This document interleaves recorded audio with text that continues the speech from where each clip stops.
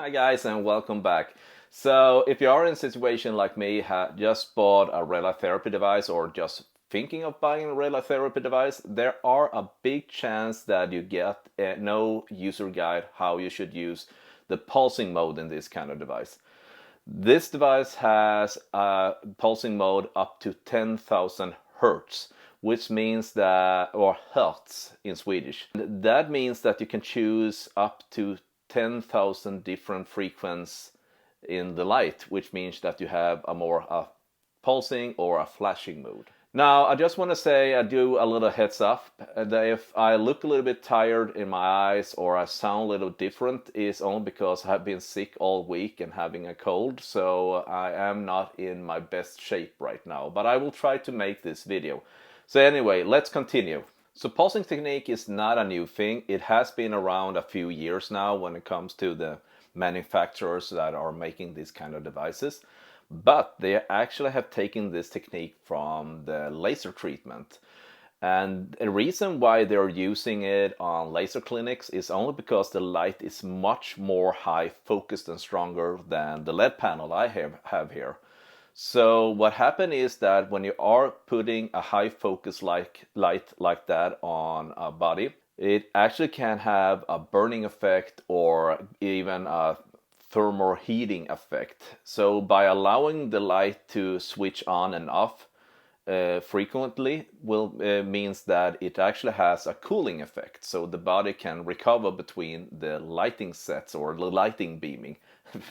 And so almost sounds like I'm talking about Mars Attack or some other Star Trek videos. But that is actually what is happening here.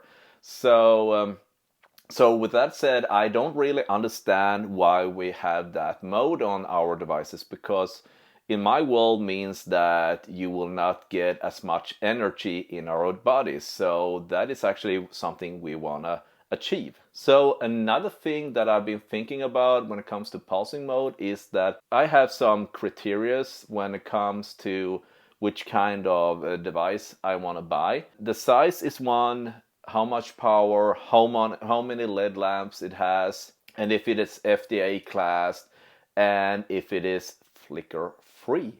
So here is one of my issues with the pulsing mode. It is only because why are the manufacturers selling us flicker free devices when they are probably, and this is just what I think, I haven't asked any manufacturers about this, but I think the only reason why they are selling flicker-free devices is because that can actually cause headaches, damage to the eye perhaps, and maybe some kind of neurological disease. And the reason why I'm saying that is because if you have been playing PlayStation or any other video games, they are often showing small like info text that this game can give you epileptic disease or attacks. So I guess that the manufacturers want to be safe and sell flicker-free devices, but it doesn't make any sense that you can just turn it off and put it on pulsing mode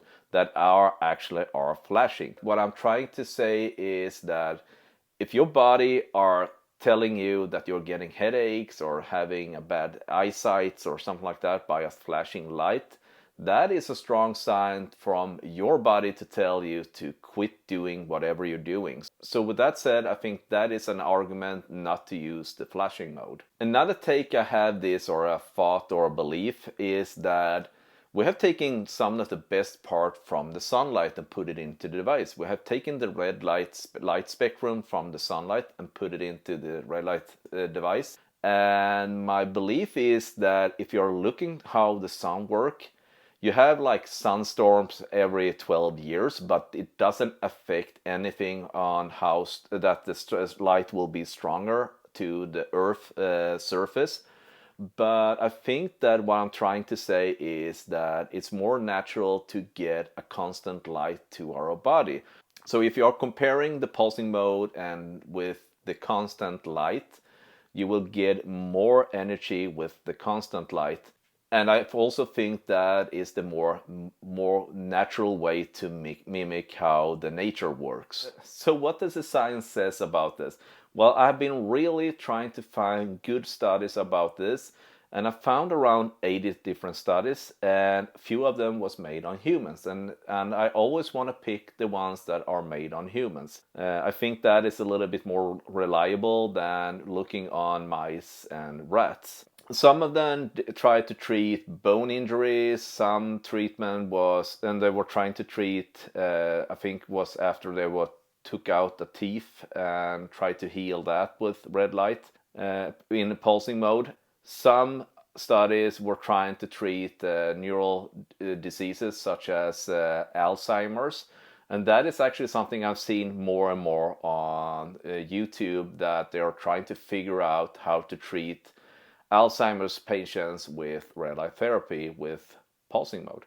I really want this to work, but the studies is so small that I think they need to have more information about before I start to believe on this.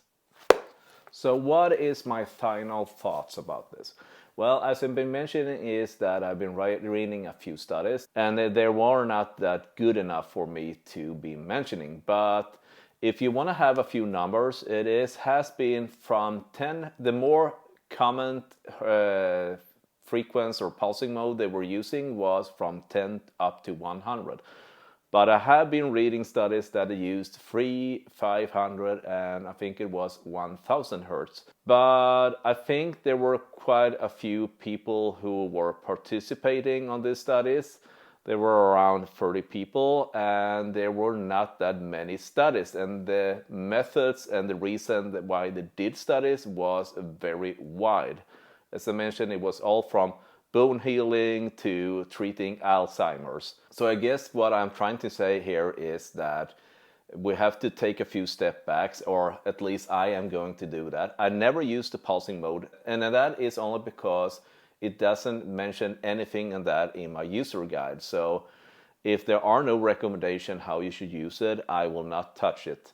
So with that said, I will take a few step backs and just use the things I know that works, and that is to use the constant light.